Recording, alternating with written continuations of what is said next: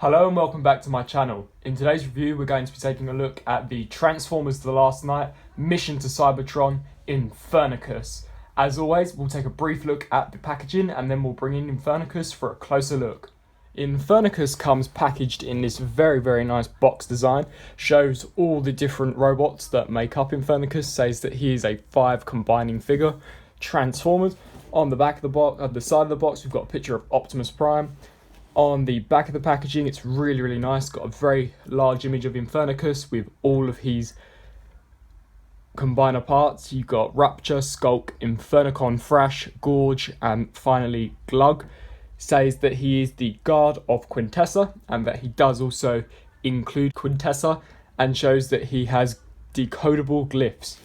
On the other side of the box, we've just got that very nice honeycomb effect of Cybertron, and on the top we've got the same Mission to Cybertron image that we see on all of these, Optimus Prime and Megatron fighting on Cybertron.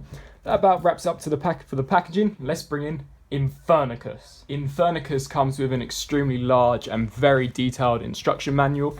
It's very detailed, goes through all the different steps of how to combine Infernocus, as well as the transformations from limb mode to robot mode and then into their designated alt modes. Most of them transform into beasts. See, very large instruction manual, and the steps are all very detailed. Very nice set of instructions. He does also come with a Mission to Cybertron card with some more decodable glyphs and another piece of that puzzle. When you buy all the Mission to Cybertron figures, you do build a puzzle. Bringing Infernocus in for a closer look, we can see that he's got a very nicely sculpted head sculpt with some very precise paint applications in the eyes and some silver dry brushing effect applied around the face area. The torso is still very detailed with some orange paint applications inside. Paint applications are applied very precisely, which is very nice to see. We've got some decodable Cybertronian glyphs on one side of his chest. The individual limbs of Infernocus are obviously individual robots, so as we can see we've got a dragon head here, which doesn't look too bad, does kind of make him look more beastie. We've got some dragon heads for fingers on this side, with the legs becoming the claws, which I think is really cool. Does get slightly skinny as we go down to the waist section, however there is still some very nice sculpted in detailing on the torso. Coming to the legs, I do think that the feet are obviously very well done, considering that they do transform into their own individual robots. Turning him around, he is a little bit of a mess, however I don't particularly think that it's too bad. This is a combiner that is made out of Legion scale figures, so overall for detail I definitely think that it's very good. Now turning to articulation, I personally thought that this guy would be quite restricted, however to my surprise he's not. His head can rotate from side to side. There is a joint at each arm which allows you to swivel forwards and backwards. Both joints have the capability of hinging up and down. Depending on what limb you've got, you have different points of articulation. Here we've got some ball joints at the claws to get some different variety of poses. On this arm it's slightly more limited. We've just got these dragon wings that move, and the, I would say, elbow joint curls inwards. The legs are where it gets quite interesting. I thought that these would be quite restricted. They're not. You can kick forwards, you can kick backwards, you can hinge out to the sides. There is a swivel just below where the thigh is, however the waist piece will disconnect. There is also a 90-degree bend at the knee, which is very nice to see, and you do have some slight wiggle in the toes, however bits will disconnect as you can see there. So overall, for articulation, I would say that it's pretty basic. However, in the case of this guy, who is a combiner, definitely acceptable. Infernocus does come with a few accessories, the first being this sword. This sword does actually split into two halves for the individual robot mode of Sculpt. However, for this combine mode, you do combine it into this quite long blade. No paint application, unfortunately. However, there are some details along it which make it look very spiky and rigid.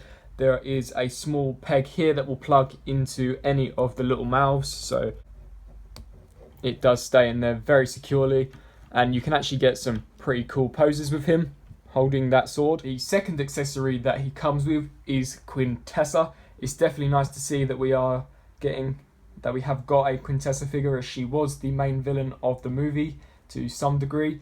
As you can see, she's very, very nicely sculpted and is very, very small, so she has no articulation whatsoever. However, she is a holographic figure, so if you shine some light up from beneath her, you will get this very nice glow effect. Would have maybe have been nice to have seen some paint applications applied. However, the detail and the choice of colouring of the plastic definitely makes her stand out as she is. For a size comparison of Quintessa, here she is next to Cogman's Headmaster. As you can see, she is about Headmaster scale, so she's definitely more along the humanoid scale of figure. For a size comparison, here is Infernocus next to the Voyager class Optimus Prime. As you can see, Infernocus is more or less Voyager scale, so not entirely accurate to what we saw in the movie. However, I am very grateful that we have some form of Infernocus to add to our collection. For one final comparison, here is Infernocus with some of the Decepticons from the Last Night line. As you can see, I definitely think that he fits in perfectly with these and just makes the Decepticon crew from the Last Night a lot more impressive. Overall, I do believe that just about wraps it up for the robot mode, so let's get Infernocus transformed into his individual components. And here we have Infernocus transformed into his individual robot modes. Now, I must tell you in advance that I'm not entirely sure whether I do have these all transformed properly, so please do excuse if some are slightly mistransformed. As you can see, there are a total of 5 Transformers. I'm not entirely sure of all their names, hence why I have the packaging here to help guide me. However, I am sure that Sculpt, the centerpiece, is the only brand new mold out of the lot. I do believe that they were originally part of a combiner pack for Transformers Prime. So first of all, we'll take a quick look at Sculpt, and then we'll take a look at the rest of the Infernicons. Bringing in Sculpt, we can see that he is definitely the largest of the Infernicons and personally the best out of the whole bunch. He doesn't have a third mode as the others do. He does just have the robot mode and then the torso mode. But bringing him in, we've got some really, really nice demonic features on him. His head sculpt is very, very nicely done and does resemble a smaller representation of his combined mode's head. Turn him around, he is more of a squat, hench looking guy. He does have the torso on the back of him. However, as this is Legion/Legend class scale, I am more forgiving of that. We can see that his actual Infernocus head is his torso. He does have the weapons that we saw in the combined mode split into 2, so that's very, very nice to see. Articulation in this mode, the head can hinge up and down. You can hinge the arms outwards and they can bend at the elbow. There is no wrist articulation. The legs are on ball joints, so we can move all the way around forwards and backwards to some degree and out to the sides. And there is a very nice knee bend allowing you to get him into some very, very nice poses. Overall, a very, very good figure. Bringing in Rupture, as you can see, this is the wing bot. He's got a very nice head sculpt as well. However, he is not accurate to the Infernicons that we saw in the film. We've got a very nice paint application for the orange wings. And turn him around, we can see that he has got the towel of his beast mode just hanging out on there. A reasonable enough figure, does look pretty decent. However, I would have preferred if all these Infernicons were brand new.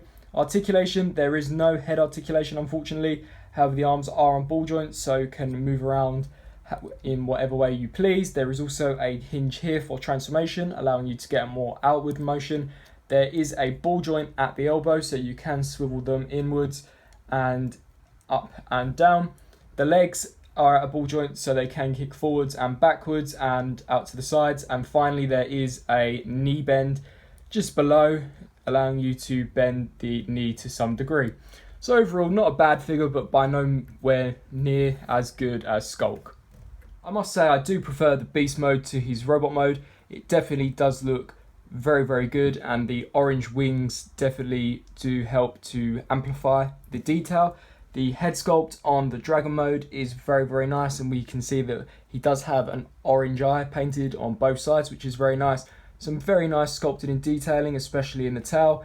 And articulation from this mode is pretty decent, as they are all on ball joints, so you can get him in quite a few nice poses. Overall, not a bad figure, but definitely not my favourite. Taking a look at Infernicon Thrash, this is definitely one of the better ones, I think. As you can see, his dragon heads do form to split his arms, which I think is very, very good use of parts. You can see some orange paint painted in there for some extra detail, some very, very nice precision work all throughout. Just a very well done proportionate figure. There is no head articulation, unfortunately. The arms are on a ball joint. As for the legs, there is no bend at the knee, so articulation on this guy is pretty limited. So let's get him into his beast mode and take a closer look at that. Here we have Thrash in his beast mode, a very, very nice beast mode for the scale. You can see that he does have 2 heads, which is very, very cool. Not much paint application in this mode, much like the robot mode. However, the detail is still very, very nice. There is ball joints at the heads, ball joints at the arms, and finally ball joints at the legs. So articulation is fair for a Legions class figure. Not bad, but as I said, Sculpt is still definitely the best. Bringing in Gorge, as you can see, this guy did remind me of Grimlock initially, however it is not Grimlock. He does have a very, very nicely painted visor with some orange details on the torso as well as the crutch. That about wraps it up for paint details unless you count the dragon head on the back. In terms of articulation, he has no head articulation unless you want to nod it up and down. He does have ball joints at his arms and ball joints at his legs. There is a swivel at the knee, however no bend, and the toe can hinge slightly. So let's get him into his dragon mode. Here we have Gorge in his beast mode. Now the transformation on this is actually really, really fun, and we do get quite a quirky looking Infernocon. As you can see, he does seem to have a Mohican picked out in orange paint application. He does kind of look like this big lumbering gorilla, which I think is really, really cool and definitely makes him very distinct from the other beast modes. His arms are on a ball joint. The hands can open due to a swivel. There is no elbow articulation. The legs are on a ball joint, so he can kick forwards and backwards and hinge inwards. And that just about wraps it up for Gorge. So let's get on to the final figure, Glug. And here we have Glug in his robot mode. A very, very fine looking Infernocon, definitely looks very, very beast-like. Not much in terms of paint applications at all. He does have that silver weathering effect on the back and just a few orange dots in the eyes. For articulation, his arms are on ball joints, they can hinge inwards and outwards. The legs are on ball joints too, and this guy does have a foot articulation joint, so you can get him into a fair amount of poses. That about wraps up for his robot mode. Let's get him into his beast mode. And here we have Glug in his very cool but very unusual looking beast mode. Definitely does look more like a dinosaur, which I guess that these guys are supposed to resemble. As you can see, we've got some very, very nice details on him. Really would like to probably dry brush this set just to bring out more of those finer details. As we can see, he's got some very nice details around the mouth area. We can see some teeth, an orange pupil. You can see some spikes on his tail. He is more of a hunchback looking beast. For articulation, his arms can move very slightly and the legs are on ball joints. So that's about it for Glug. Let's review the set overall. Overall, I do highly recommend this set. I love the inclusion of the mini Quintessa figure. It's extremely detailed. The Sculpt figure is definitely the best out of the bunch. His articulation and his detail and his accuracy to the movie is spot on. The other limb bots are definitely a very nice addition to the set. Not being accurate, but I love how they transform into different beasts. They have their own robot modes and they are able to form the limbs of Infernocus. The Infernocus combine mode is very, very cool and it's definitely the mode that I'll be keeping them in. It does scale pretty decently with your other Transformers figures. So overall, I highly recommend that you pick this set up. Thanks for watching.